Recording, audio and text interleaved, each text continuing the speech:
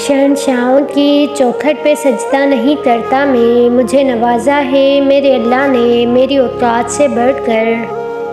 دوسروں کے لیے اچھا سوچو گے تو اللہ تمہارے لیے راستے بنا دے گا اور مشکلیں آسان کر دے گا۔ انسان زندگی سے مایوس ہو تو کامیابی بھی ناکامی نظر آتی ہے۔ دعا دستک کی طرح ہوتی ہے اور مسلسل دستک سے دروازہ کھل ہی جاتا ہے۔ جب اللہ کسی سے خوش ہوتا ہے تو اس کے لیے نیکی کرنا آسان اور گناہ مشکل بنا دیتا ہے۔ رو کر مانگ لیا کرو رب سے، اسے کسی کے رونے پر ہنسی نہیں آتی۔ یا اللہ میرے وہ گناہ معاف فرما جو میری دعاؤں کو قبول نہیں ہونے دیتے۔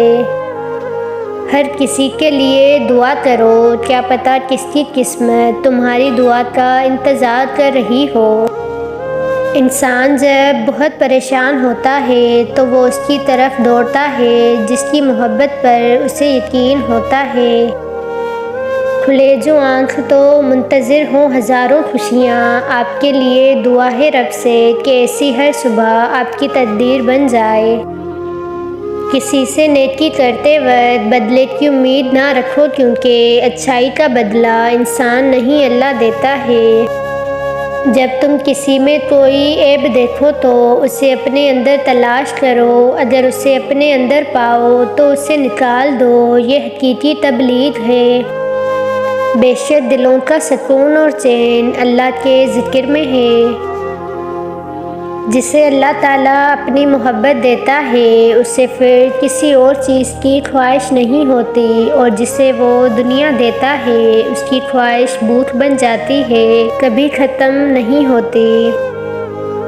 خدا کی راہ میں کوشش کرو اور کبھی پیچھے نہ ہٹو، کیونکہ خدا نے تم سے کوشش مانگی ہے، نتیجہ نہیں۔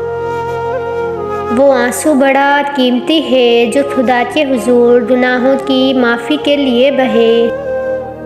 میں کیسے کہوں کہ میں تنہا ہوں جب تک میرا رب میرے ساتھ ہے۔ اسلام اتنا خوبصورت مذہب ہے کہ آپ کو مسکرانے پر بھی ثواب ملتا ہے۔ جمعے کا دن ہفتے کے 7 دنوں میں سب سے زیادہ افضل اور مبارک دن ہے۔